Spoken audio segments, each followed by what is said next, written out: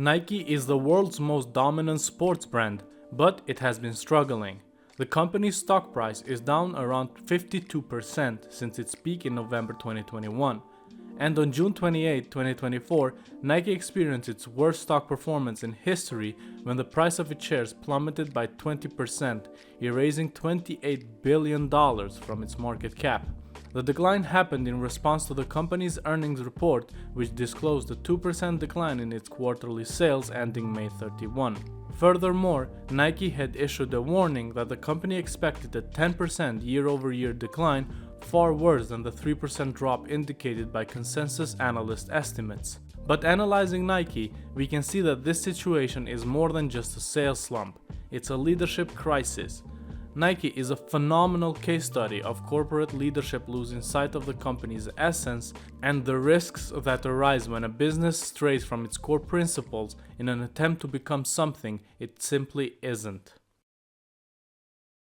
Nike is one of those companies that owes a huge part of its success to its strong company culture of innovation and a customer-centric approach, a culture which has been fostered since its inception. The company was founded by Bill Bowerman, a track and field coach at the University of Oregon, and Phil Knight, a middle-distance runner and a former student of Bowerman. Bowerman was obsessed with creating the perfect running shoe to improve athletes' performance, and he often experimented with modifying existing shoes to make them lighter and more functional. Whereas Phil Knight recognized the importance of connecting with runners, which is why he focused on a grassroots marketing campaign, selling shoes directly to runners at track events. In addition to sales, being present among the running community allowed them to get feedback from runners, which they used to further innovate and improve their products. This combination of innovation and a deep understanding of core customers would prove to be very successful. Throughout the 1970s and 1980s, Nike revolutionized the athletic footwear industry with innovative products like the Nike Cortez, designed for long-distance runners, and the Nike Air technology, which provided superior cushioning and performance. The brand's endorsement deals with high-profile athletes such as Michael Jordan, whose Air Jordan line became a cultural phenomenon, significantly boosted its visibility and market share. But Nike was able to foster and grow its culture because of its strong leadership. The fact that Phil Knight was in tune with the products, the market, and the customers earned him a lot of respect among his employees who shared his vision. This is a major reason why Nike usually promotes from within, ensuring that people who know the culture, the staff, and who spend most of their careers there are the ones leading the company. A perfect example of this is Mark Parker, who served as Nike CEO from 2006 to 2020. Parker joined Nike in 1979 as a footwear designer based in its R&D facility in Exeter, New Hampshire. He became Division Vice President in charge of development in 1987, Corporate Vice President in 1989, General Manager in 1993, and Vice President of Global Footwear in 1998. Prior to becoming CEO of Nike, he was co-president of the Nike brand beginning in March 2001. Parker was a great example of Nike's ethos of hiring leaders that understand the culture of the company. However, in 2020, Nike moved away from this practice when it hired John Donahoe to replace Mark Parker as CEO. Although he had consulted with Nike in the 90s and been on the board since 2014, he did not have the Nike operational experience that the previous CEOs did. And when he took over, he came as someone with a different kind of background. Donahoe's professional career started in consulting when he joined Bain & Company in 1986. He eventually became the firm's worldwide managing director from 1999 to 2005. In this role, he was responsible for overseeing the company's global operations, advising Fortune 500 companies, and leading strategic initiatives across various industries. He then transitioned to tech when he joined eBay as the president of the company's marketplaces division in 2005. In 2008, Donahoe was promoted to CEO of eBay, and as CEO, he led the company through a period of significant growth. One of his key achievements was overseeing the growth of PayPal, which was part of eBay at the time. Prior to becoming Nike CEO, Donahoe also served as a CEO of ServiceNow, a cloud computing company specializing in enterprise software and workflow automation. At ServiceNow, Donahoe played a pivotal role in scaling the company's operations and expanding its customer base globally. By 2020, Donahoe had amassed a reputation as a tech, data-driven CEO with plenty of experience with digital transformation and growth. And this is exactly what Nike was looking for. See, a business like Nike can sell their products through two main channels: wholesale distribution or direct to consumer, and each channel has its benefits. The wholesale model takes advantage of a retailer's large network of stores to access a broader customer base, including those who might not shop at Nike's own stores. Whereas the direct-to-consumer model gives Nike full control over how the brand is presented, from store design to product merchandising, customer service, and marketing. But perhaps the most significant difference between these models is the fact that the DTC model has higher profit margins. By selling directly to consumers, Nike can bypass the middleman and capture the full retail price. This leads to higher margins since there's no need to share profits with third parties. And the DTC model can be further broken down into two channels: physical and digital. From a profit perspective, selling directly to consumers through a digital platform makes the most sense. Using a website or an app to sell products eliminates the need to spend money building and operating physical stores, therefore further increasing profit margins. Additionally, when selling digitally, companies can collect data that they, at least in theory, can use to optimize marketing and grow sales. And this is where Donahoe comes in.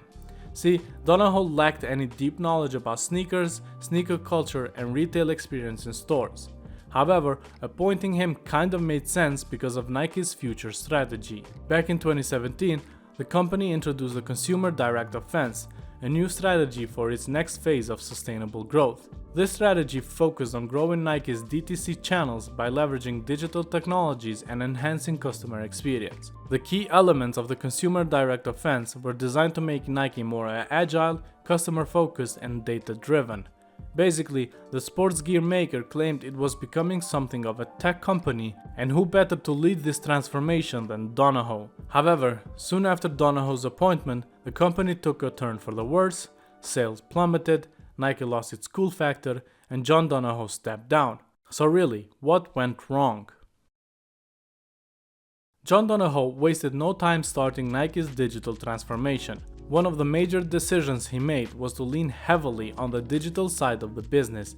He saw projections that led him to believe that half of Nike's revenue would come through those digital channels, so he thought that Nike could make more money if they sold more directly to consumers through those channels. And for a while, this strategy seemed to be working.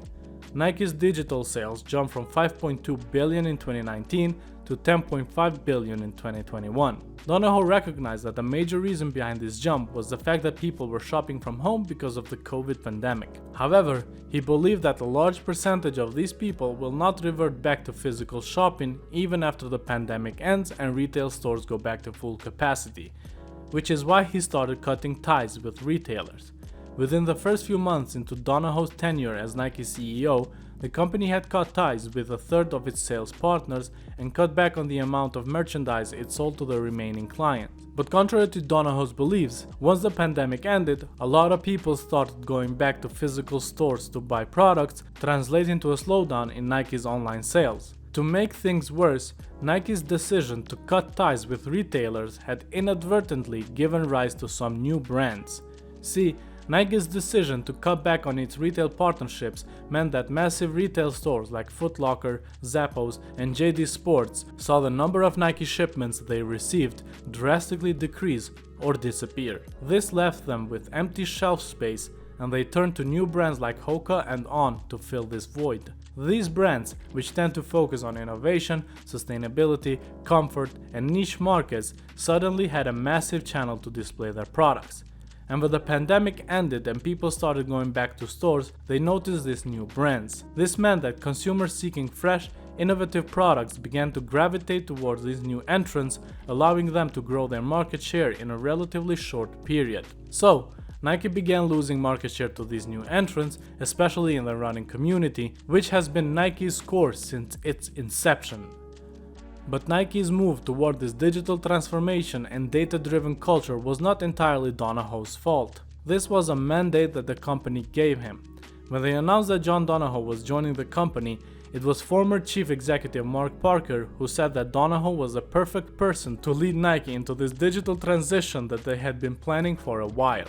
In hindsight, Donahoe's actual mistake was that he moved too quickly because of an early success that was widely inflated by the pandemic. But it was other decisions that really illustrated the misfit between Donahoe and Nike. See, Nike has always had a reputation for innovation and street cred. However, based on his decisions, it seemed that Donahoe did not totally understand this. Donahoe, being a data-driven CEO, looked at the data around Nike's classic sneaker lines, Air Jordans, Dunks, and Air Force Ones, and he saw that those sneakers were big sellers and were making Nike the most money. So, the company started making way more of these shoes. But this turned out to be a double-edged sword. Part of the appeal of these shoes was the fact that they were exclusive, and now that everyone could get their hands on them, they started to lose their cool.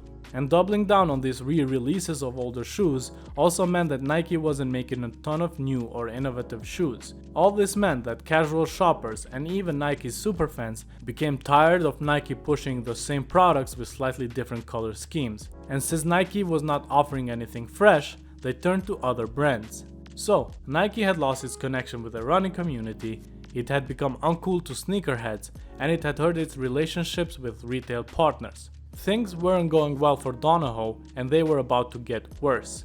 Amid the slowdown in sales in 2023, Nike had slashed its revenue forecast for the first time ever. Donahoe, reverting to a tactic familiar to him as a former management consultant, announced a 3-year, $2 billion cost-cutting plan that involved laying off 2% of workers. But that created a sense of crisis at Nike and undermined workers' faith in him. That focus on cost-cutting also contributed to unforced errors such as paying less attention to constituencies like local running groups, which are key to stoking grassroots interest. In June of this year, the company cut its revenue forecast again, leading to its biggest ever stock decline that we mentioned in the beginning. By July, criticism of Donahoe was coming from all sides. Former Nike marketing executive Massimo Giunco posted a long indictment of Donahoe on LinkedIn.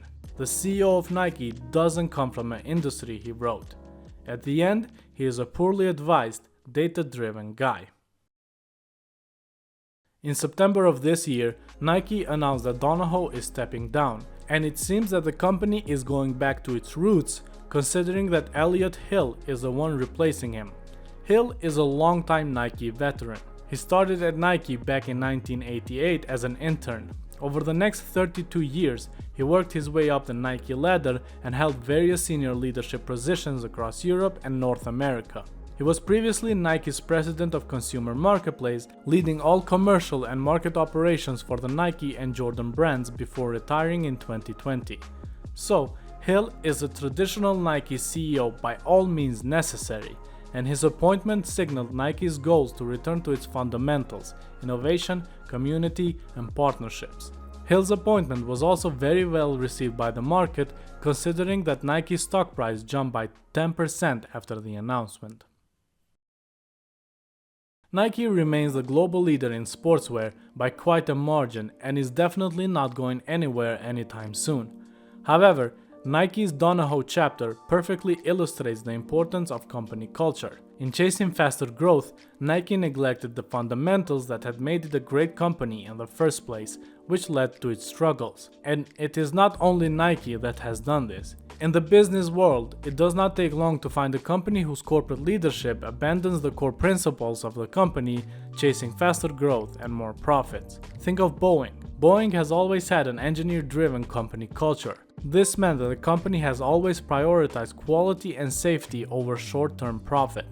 And this culture brought success. For years, Boeing was viewed as an engineering marvel and the perfect example of American innovation and industrial prowess. It was only after the company's leadership became more focused on profits and abandoned its core principles that the company started to struggle.